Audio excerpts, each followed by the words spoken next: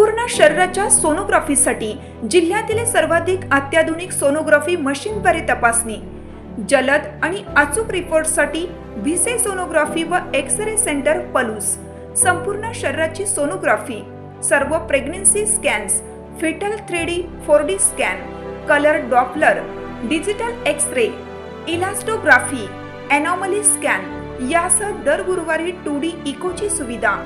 Bhise sonography व x-ray centre Palus, जुने मराठे भिसे हॉस्पिटल जवळ, कन्याशाळा रोड, पलूस।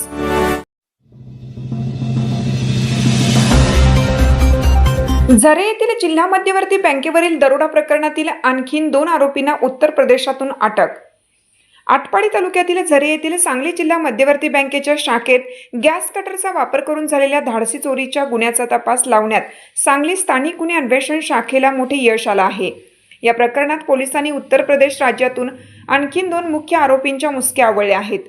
असलम उर्फ टनटन मिठोरी खान वय 62 राहणार ककलारा जिल्हा बदायूं आणि शकील अकबर कुरेशी वय 54 राहणार इस्लामपूर जिल्हा कासगंज अशी अटक करण्यात आलेल्या आरोपींची नावे आहेत।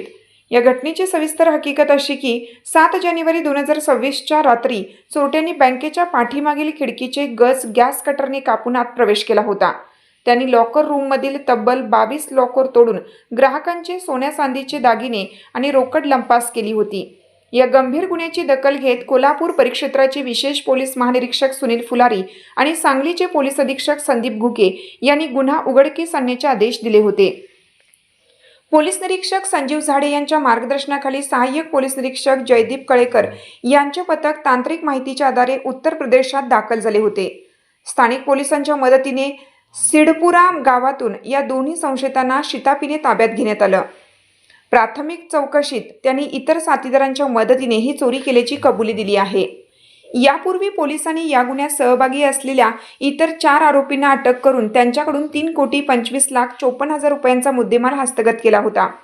उत्तर प्रदेशातून पकडण्यात आलेल्या या दोन्ही आरोपींना आटपाडी येथील न्यायालयात हजर केलं असता न्यायालयाने त्यांना 21 फेब्रुवारी 2026 पर्यंत पोलीस कोठडी सुनावली आहे। या गुन्ह्यातील इतर फरार साथीदारांचा शोध आता स्थानिक गुन्हे अन्वेषण शाखेमार्फत घेतला जात आहे।